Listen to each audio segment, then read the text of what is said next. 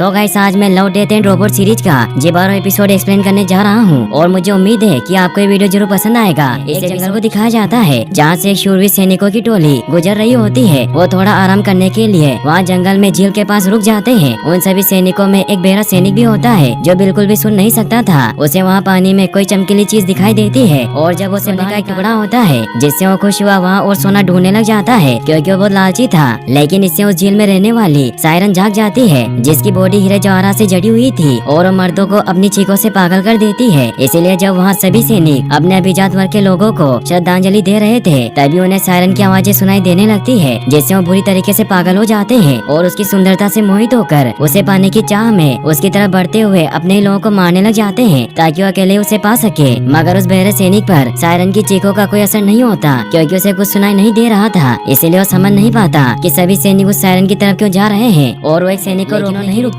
और सभी सैनिक उस सायरन को पाने की चाह में एक दूसरे को मार देते हैं और जो बच जाते हैं वो अपने कवच के वजन की वजह से जेल में डूबकर मारे जाते हैं। इससे वो बहरा सैनिक काफी डर जाता है और अपने घोड़े को लेकर वहाँ से भागने लगता है। वो इतना ज्यादा डरा हुआ था कि वो ठीक से आगे ध्यान नहीं दे पाता और पेड़ से टकराकर बेहोश हो जाता है और जब उसकी आँख खुलती है तो वो देखता है कि उसका घोड़ा जख्मी हो गया है। इसीलिए उसका कपड़ा लेकर वहाँ से आगे बढ़ जाता है। वो वहाँ एक नदी के पास पहुँचता है जहाँ हाथ मुँह धोकर सोने के लिए नदी के पास ही बैठ जाता है। रात को सायरन उस सैनिक को ढूंढने के लिए पहली दफा एक बहरे आदमी को देखा था इसीलिए उसे पसंद करने लगी थी और उसके पास आकर उसे चेक करती है और उसके साथ वहीं पर सो जाती है। अगली सुबह जब उस सैनिक की आँख खुलती है तो उस सायरन के शरीर पर लगे सोने की वजह से उसकी तरफ आकर्षित हो जाता है। तभी उस सायरन की आँख खुल जाती है और वहाँ से जाने लगती है मगर वो सैनिक उसे रोकने की कोशिश करता है जिससे उसके हाथ में उसके सिक्के चुभ जाते हैं और अब वो सैनिक उसके पूरे हीरे जवाहरात को पाने के लिए उसके सायरन एक झरने के ऊपर आकर डांस करने लग जाती है क्योंकि उसे लगता था कि वो सैनिक भी उसे पसंद करने लगा है इसीलिए उसके पास आ रहा है और वो दोनों एक दूसरे से प्यार करने लग जाते हैं। लेकिन वो दोनों एक दूसरे को